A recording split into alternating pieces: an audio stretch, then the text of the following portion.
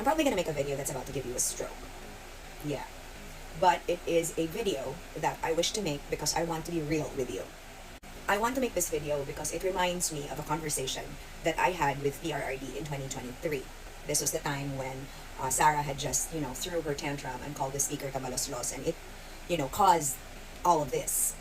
And I went to see him in Davao City, and that was actually our last face-to-face conversation. And in that conversation, I remember very clearly what he had left with me. It was a long conversation between me, and of course Senator Bongo was present at that time. And that conversation, he reminded me of what my responsibility was, and that is to fight for the Filipino people.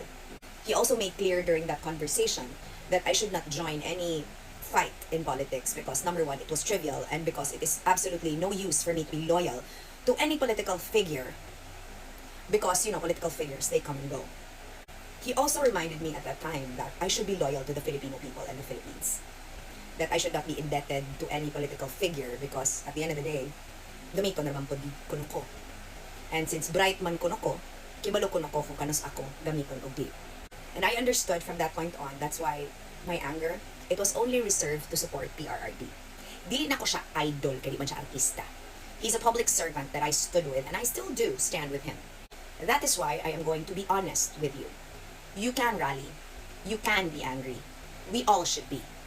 But let's be angry for the right reasons. Let's not use that anger to justify the political figures that we support. For those of you that suggest that, idol kay nako sa speaker, you could not have been more mistaken. Why? The speaker is not an artista. Although he's been created in your minds, for those of you who have been manipulated ever since 2023, that he is the biggest buaya, that he is the biggest enemy, that he is in fact tatambaloslos. And for years, I felt frustrated because the speaker just refuses to fight back. The speaker refuses to address this because, again, ingana man gud si speaker. Dili man gud siya petty. And so, karon, I want to talk to you because that's exactly the kind of person you're supporting. If in this rally that you're going to be joining with masks on, you're going to fight for a person who's supposedly going to replace the current president that we have. If that's your reason, then go ahead. Just to remind you that you're supposed to be fighting for the Filipino people. You're supposed to be mad at the corruption. But then again, if you are going to be manipulated to think that corruption is being done by the people, supposedly because Sarah says so, then you are mistaken. Because what Sarah says is not Bible. Where is your proof exactly that it's the speaker's fault? Or is it because Sarah said so? Sarah, who's not always here, and didn't even bother to show up for her budget hearing in Congress. And then again, it's the speaker's fault if none of her budget gets released. Ang saan pag-release of budget pag di ka magpakita to do your job? So let me get this straight. You're going to a rally on the 21st. You're going to incite sedition, probably go to jail for 6 to 12 years, or pay a penalty of 400,000 for Sarah, who's never here. For Sarah, who doesn't know who you are, but you're so loving and loyal to her, and what is she gonna give you in return? She's gonna be president, and then what? Automatically all of the problems will disappear? I'd like to remind the campaigns that if this ever happens, then the Akbayan would be the very first to go. It will be replaced by the Duterte youth. That the Lima will go back to jail, and Bam and Kiko can kiss their careers goodbye. You think that won't happen?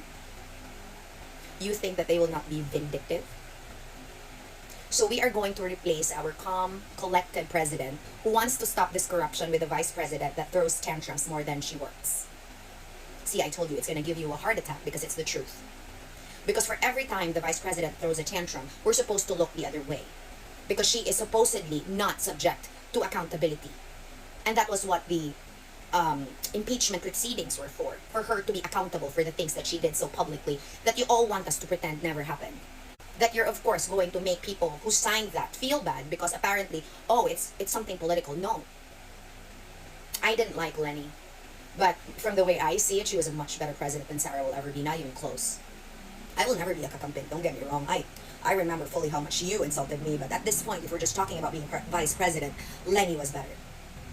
Oh, not because I'm a traitor to the Dutertes. I've made very clear, this is nothing personal, it's just honesty. Because I would rather stay at home than go out and rally to make the president resign, to destabilize the government, and then what? Replace people who are allergic to accountability. When PRRD himself is in the ICC because he wants to be accountable for the things his people did during his reign as president. The reason why PRRD is in the ICC is because he has always wanted to be accountable for the war on drugs. And that's why for me, because I love him and I support him, that's why I would much rather that he faces whatever he needs to face. But at the end of the day, if that's one of the reasons you're going to go to a rally is because, oh, you want him to come home, that's also not going to happen. Because the only people that can make him come home is the ICC. And how is that going to happen if it's his defense team that is delaying the case there? See, I told you it's going to give you a stroke because you've been led to believe that it's the speaker who does all of the wrong things in this country when he isn't.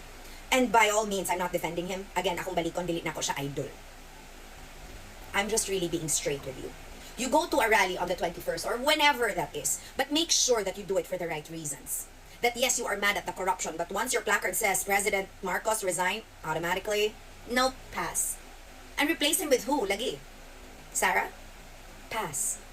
As volatile as that? Yeah, idol na ko siya, nanumbag siya og sheriff, thinking it was the right thing to do, but throwing a tantrum because you don't get what you want, and lying for years and manipulating the Filipino people because of love and loyalty, lupit pa muli ka og tae. I'll pass. Because I would go and rally and want it to be peaceful because I want change. But I'm not going to leave my son at home to go out on the streets and rally and what? To be used? For my anger to be used to support a political family? No, not the Romualdeses, not the Dutertes, the Filipino people.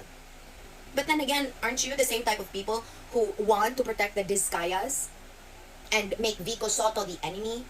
Because you're the type of people that support a congressman who meows.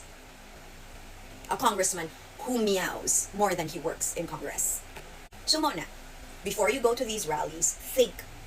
Number one, make sure that you don't cause any trouble to endanger yourself because they're not going to help you once they're done using you.